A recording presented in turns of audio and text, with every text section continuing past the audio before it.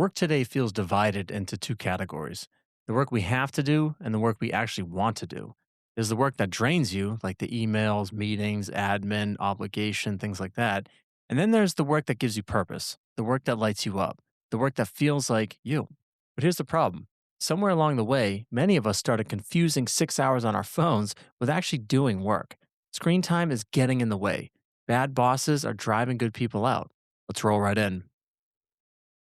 All right, welcome to the Work Sucks, but I Like It podcast. Today we have Mark Struczewski. He is known as Mr. Productivity and helps people reclaim 10 plus hours in their week. He is also the host of the Mr. Productivity podcast, where he helps solopreneurs and leaders cut through the chaos, reclaim their time, and live with greater clarity and purpose. Mark, welcome to the show.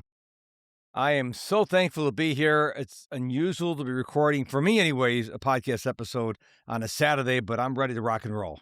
I know, right? I love it. Well, talk about productivity, Mark. So, out of the gates here, I always like to ask our guests, how do you define work today? How do you define it? That is a great question. For me, I look at it, work is divided into two areas. There is work that you have to do but don't want to do, and there's work you do that, well, let's be honest, you really like doing it. And so I want to encourage people to think about this definition. Work is what gives you purpose. A lot of people I see in my life, I see it on social media, they're not happy and they're like, oh, I got to go to work. Well, then why are you doing that? If you hate it so much, why are you doing it? So for me, it's doing the things that are going to make you happy, that are going to help you achieve your goals. No, I love that, Mark. So, how do you apply this definition to what you do every day?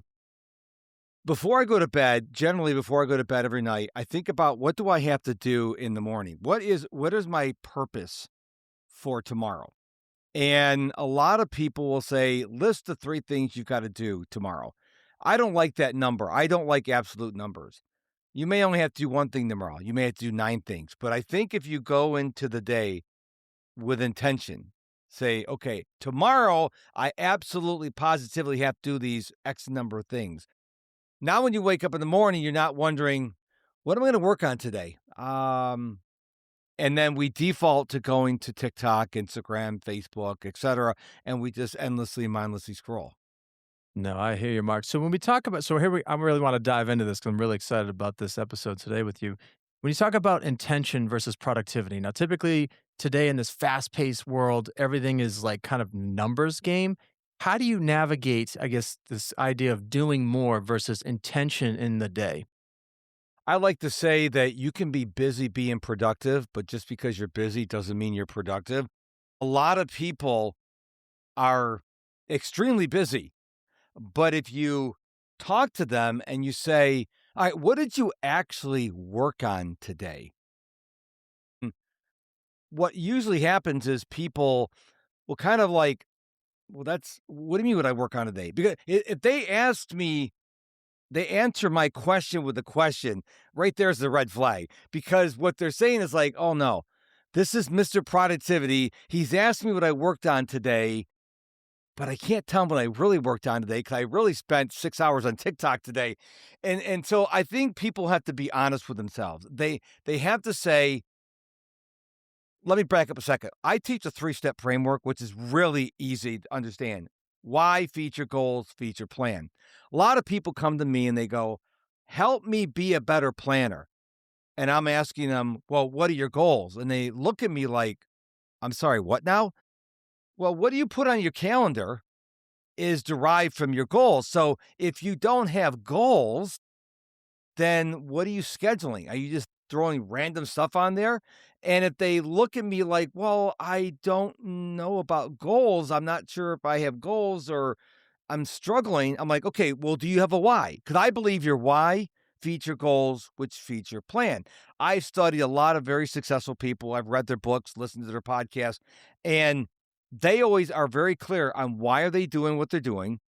Then they set goals up to achieve the why, and then from the goals, they come up with the activities to move them forward. So you need all three parts of the puzzle: the why, the goals, and the plan. A lot of people, either they come up with what they think is goals on January 1st, which are nothing but lazy New Year's resolutions. they really don't have a purpose. They go, well, I'm going to go to work tomorrow. I'm going to make, 100K this year. I got 4 weeks vacation. Well, that's how can you get motivated for that? I mean, you got to have a plan. We're all here for a reason. Why are we here? And a lot of people don't want to take the time to do this because they're too busy on social media wasting their time. Mark, I love that. And you mentioned something I'd like to explore a little more for the audience here. How do we be honest with ourselves this day and age? How do we do this audit to really assess ourselves so we're not on social media doom scrolling? Walk us through this process of finding this sort of honesty with ourselves. I think the first thing you need to do is you need to admit that I'm probably spending too much time on social media. If you've got an iPhone, you've got screen time. My Android friends, they also have screen time. So go look at the numbers. That's step number one. Face yourself with the reality, not the stories you're telling in your head. What is really going on? That's number one. Number two, get yourself a buddy. Now, ideally, if you can afford it, get yourself a productivity coach like me or somebody else if you can. If you can't, go get someone else who will hold you accountable. Not someone who's going to go, well, you spent 9 hours on TikTok. Well, I'll do better tomorrow. You want someone to call you out. Because if we stay in our own heads, if we say, you know what, I'm going to control, I'm going to do all myself. Well, you're going to start telling yourself stories and nothing's going to change. And so what I encourage people to do is get a buddy. Don't get a buddy who is struggling the same way you do, because it's kind of like two alcoholics or two drug addicts say, hey, let's keep each other off the booze. It's not going to end well. So they could have problems, and everyone has problems.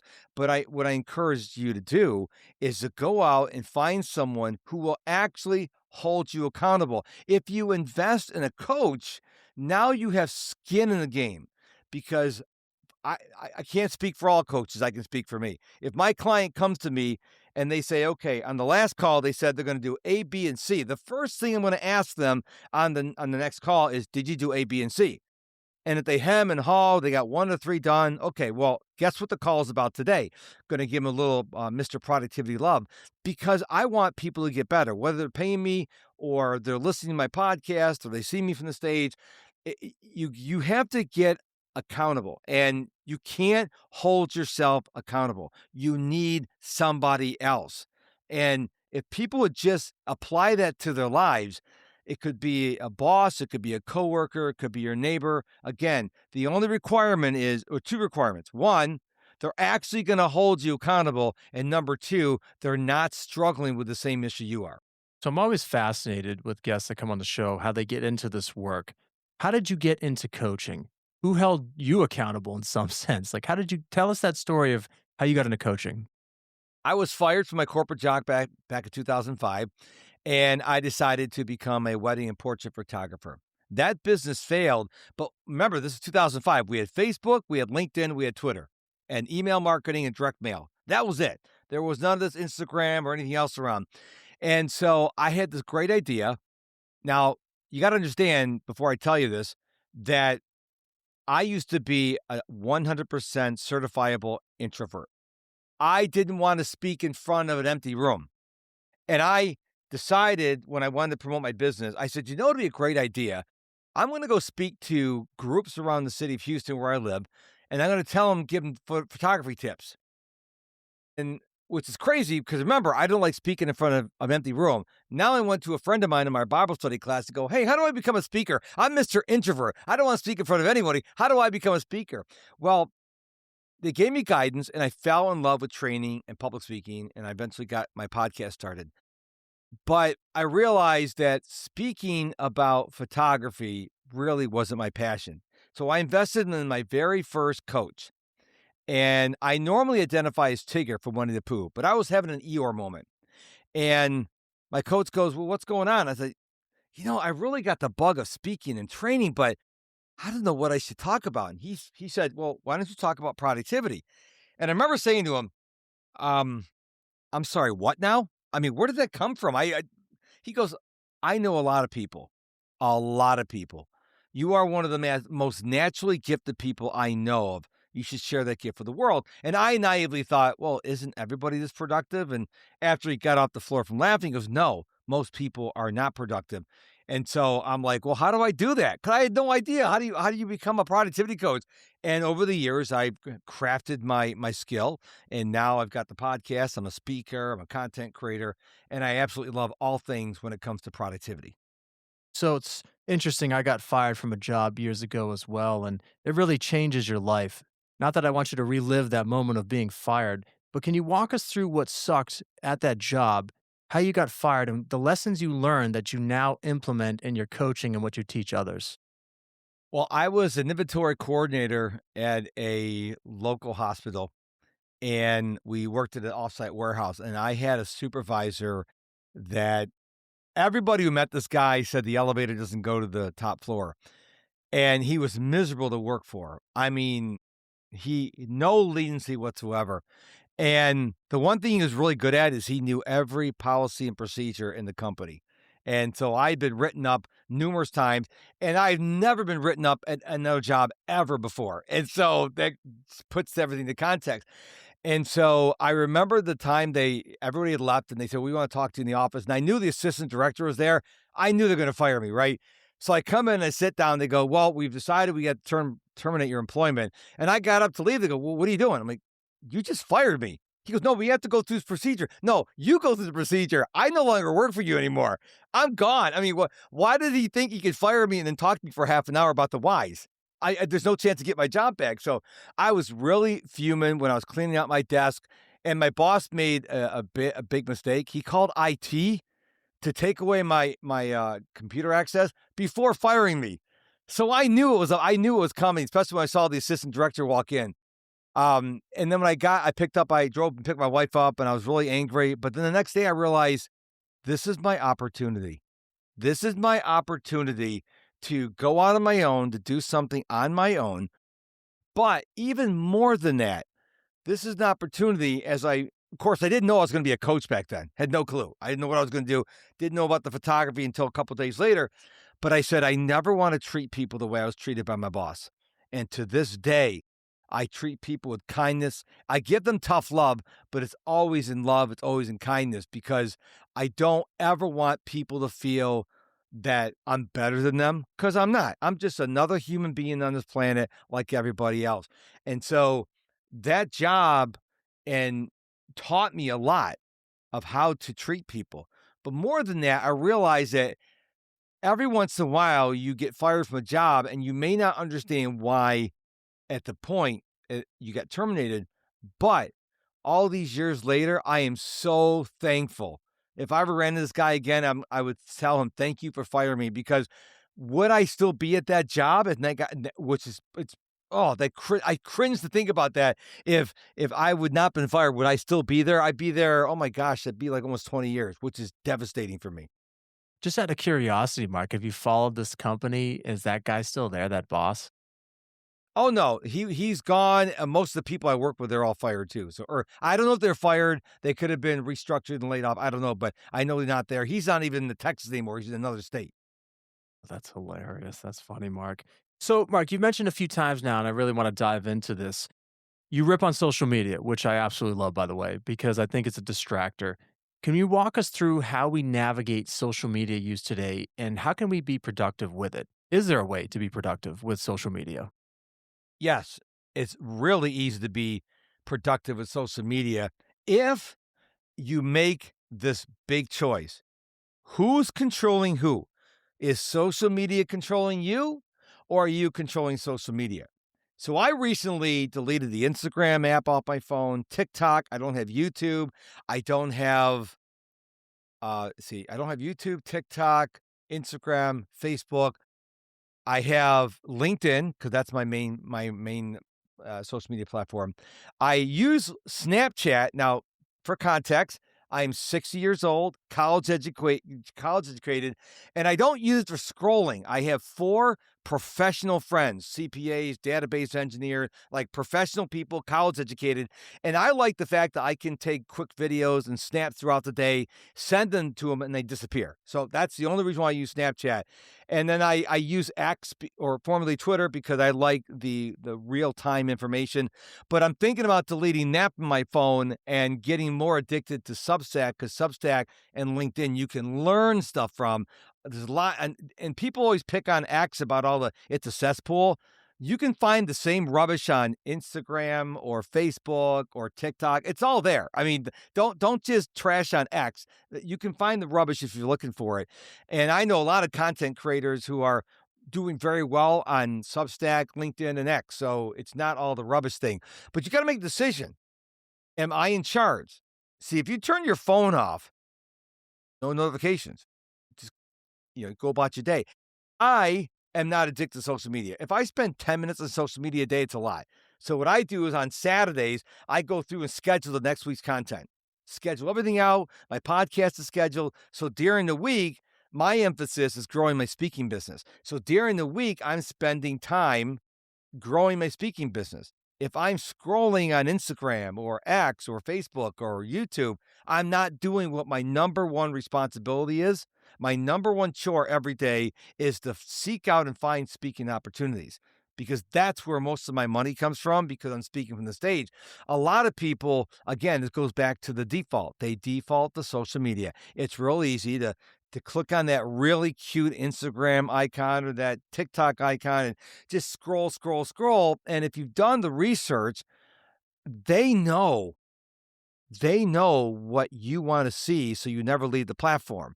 They spend millions, if not billions of dollars to get you hooked. I'm not addicted. I could scroll for a couple minutes and put the phone down. But some people, they're like, I can't stop. Give me your phone. I guarantee if you give me your phone, you'll stop. But they probably just go out and buy another phone. But it comes to be a sense of discipline, but also there's this thing called adulting. If you're over 21, you got to act like an adult. I mean, if it comes down to am I going to scroll on Instagram or if am I going to take care of my kid who just fell down and got hurt? I mean, and people say, well, that's a no brainer. Well, you got to act like an adult and you have got to say, I'm only going to allow myself 10, 15 minutes on social media, which if you get an accountability partner and they don't have to be in the same town, they can be across the world and you just text each other. Here's my screenshot of my screen time from yesterday. Hold each other accountable. And then you can make a reward system. Say, if I exceed this, then I am going to donate $1,000 to the political party I hate. So now you got a little negative motivation going there because if you don't like this one party over here, and I'm not saying a party because you could be listening in England or India, you could say, okay, buddy, if I don't have like my screen time at a number that we agree on, then I will donate a large sum of money to this political party I don't like. Now you're like, well, I got to pick up TikTok. Whoa, wait, I'm getting close to the edge there. I don't want to donate money to this cause or this political party. It does work. It's called negative motivation. So, Mark, you mentioned, having a client coming in and getting, you said last time like they had these goals, they didn't hit these goals. Walk us through how you give this tough, Mr. Productivity love, if you will, because social media is an addiction, right? How do we build this discipline to get off of it? How do you coach people to get off of it or to control it? I like how you said, how do you control it? Well, the first thing I will ask a client is show me your screen time. How much, I don't care what you think you're doing, show me what you're actually spending on social media. And then I'll say, okay, man, you're averaging 4 hours a day. Do you think that's productive? No, no, no. Okay, so what do you think is a realistic number? And they'll say 3 hours. No. 2 hours. Nah. 1 hour? Now we're getting close. Are you serious? Listen, you invested in a productivity code. Do you think I'm going to tell you to spend 4 hours on social media? The answer is no. And so once we get the bar set, and then I'm like, okay, I want to see your screenshot for the last week. And if it's over, I'm like, why? Why? And I'll dig deep. And I'm like, listen, I am not here monkeying around. I'm here because you invested in me to become more productive, to be less distracted, to be less overwhelmed. Well, I'm going to hold your feet to the fire. Tell me what's going on. And after a week or two, then it starts settling. Because now they're like, oh man, I don't want to go on the call with Mark and hold up my phone and show him my screen time. And so the whole point is I'm not trying to be mean. You invested in me to hold you accountable. So I would not be doing my clients a service if I said, oh, I'm sure you tried. I'll try better next week. Then what's going to happen? We're going to get the end of our coaching time and you're going to be in the same position as you were in the beginning. And I don't want that to happen. So, Mark, one of the things we like to talk on the show here is that success is not a matter of good luck, it's good skills. Now, you've talked about discipline, kind of monitoring your phone. What can you add as a skill that you would like to see in people to be more productive? Like, what's the important skill to be productive? You need to learn to say the word no. Mm, And I mean across your entire life. No is such a powerful word to say. It's only 2 letters, but people have trouble saying it. Can you help me move? Oh, sure, why not? So this ties into what I talk a lot about. It's called boundaries. So I always joke, and my wife can verify this. My boundaries is imagine the wall 15 feet thick. It's 25-foot high. It's reinforced with rebar. It's got snipers on the top. It's got a moat around it with alligators. I've got the Star Wars missile defense system. love it. So if you say, hey, can you help me move? No, I don't even think about it because I'm 60 years young. I don't want to help you move. I don't care if you're my neighbor, my best friend. I'm not helping you move. I live in the South, but if I lived up north, I'm not shoveling your driveway. People may say, well, you're just mean. No, I've got boundaries. There are certain things I'll say yes to, but like I'm a morning person. So I'm asleep by 8:30 at night and I'm up around 4 o'clock in the morning, 7 days a week, including weekends and holidays. So I can't go to like the men's retreat at my church because they stay up late on Friday and Saturday nights and sleep in. Why go? I'm going to be in bed at 8:30 at night. I don't go to Bible studies at night because I'm sound asleep when they're still up there. And so I love to do this. I'm like, maybe someday I'll do a men's retreat for 4 a.m.ers and we'll all be in bed at 7:30 and get up at 4 o'clock in the morning. But you got to have boundaries. You got to have boundaries with your kids, with your spouse, with your employer.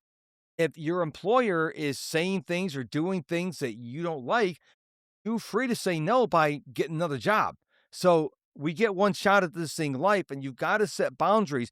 And the number of people that I talk to that have no idea on how to set a boundary, or the boundary is maybe an inch high, and people take advantage of them. They're known as doormats. If you look at the most successful people in our world today, Elon Musk, Kevin O'Leary, Tony Robbins, they have very strong boundaries.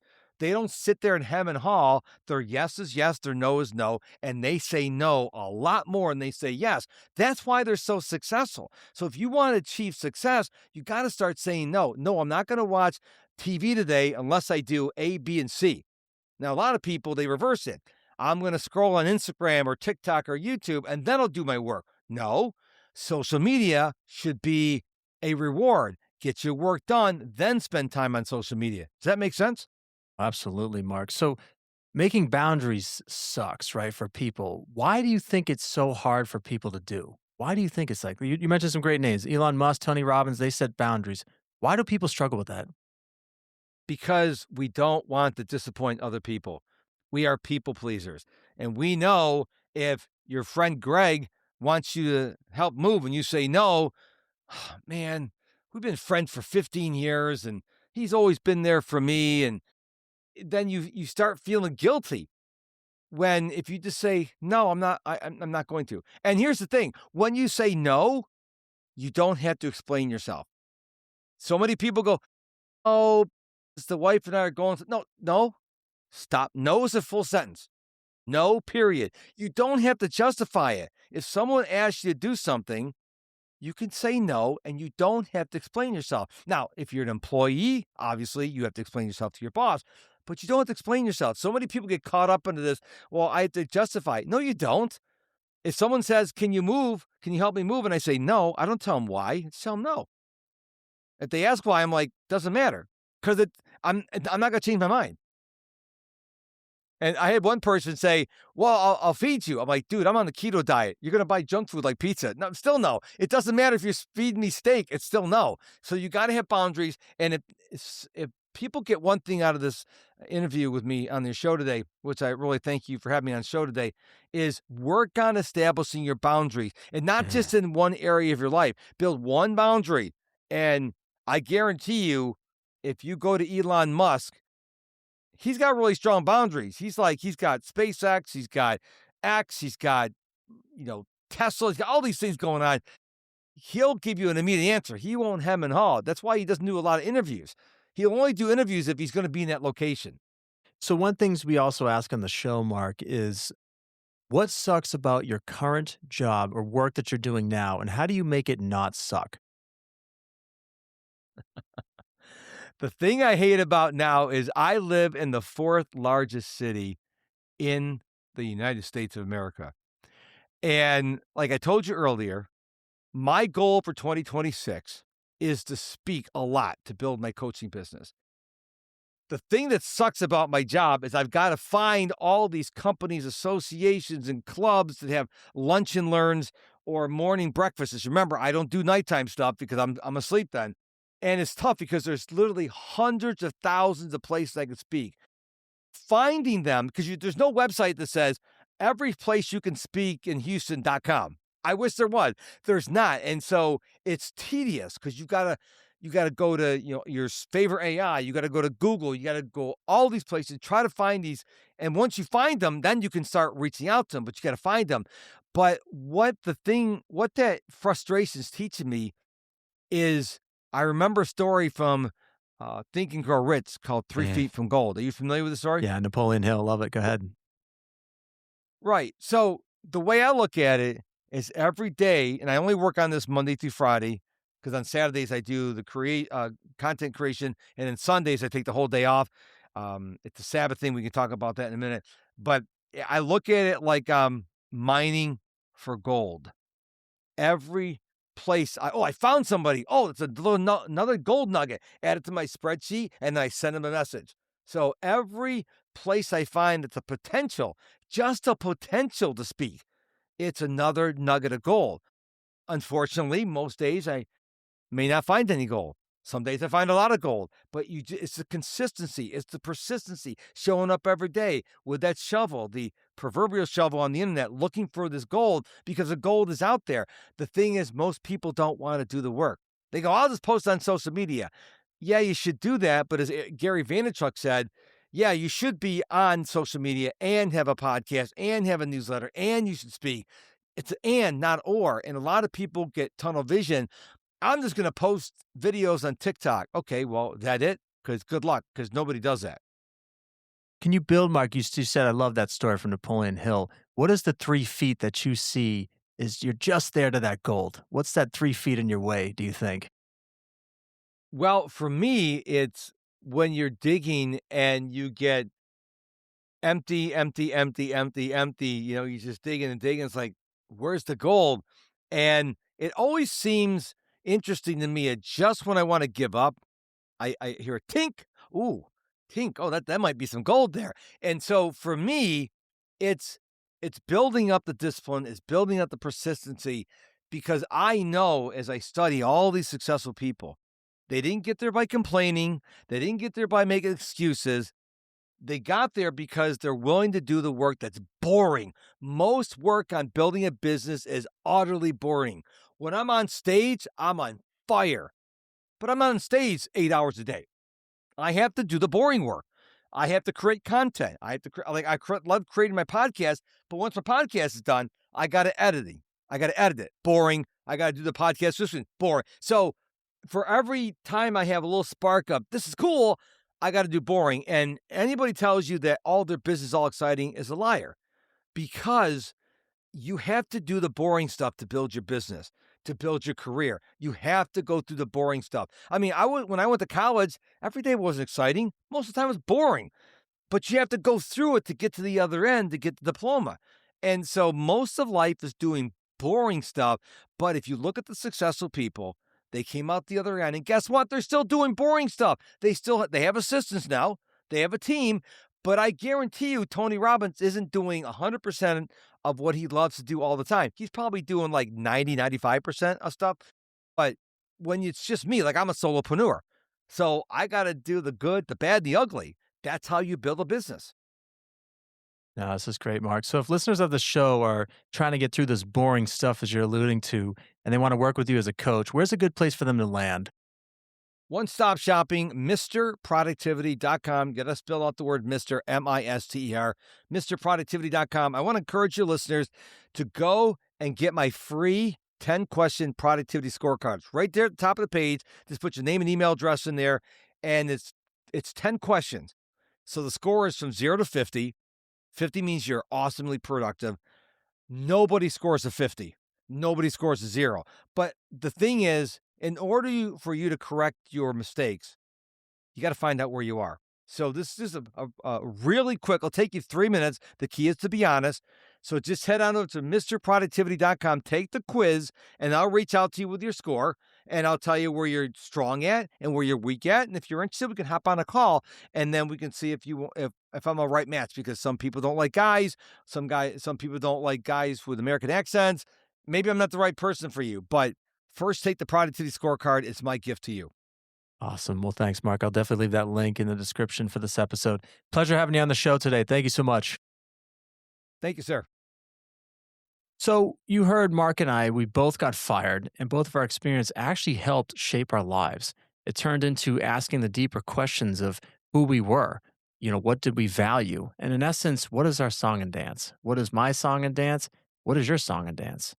When I got fired, I wrote my book to understand those answers. Mark took his own path, as we heard, but the lesson is the same. So, success is not good luck, it's good skills. And productivity in today's world requires new skills, especially around boundaries, focus, and saying no. Audit your phone. Say no when it doesn't serve your bigger picture. Mark and I totally agree of the phone distracting us with work and this illusion of being up to date and productive. I used to spend nearly 4 to 6 hours on social media on my phone. Now, every week, I average under 1 hour a day, and most of it is podcasts and some texting with family and friends. So look at your screen time. If it's not good, don't shame yourself, right? But don't ignore it either. Saying no doesn't start with a big dramatic boundary conversation with someone else. It starts with saying no to the addictive algorithms in front of you, saying no to the scroll, saying no to the distraction, saying no to the false sense of productivity. And if you can't do it alone, get a buddy like Mark suggests. Accountability is key. There has to be skin in the game. Protect your focus, do the work that matters, and learn to say no to what doesn't. I'll see you next time.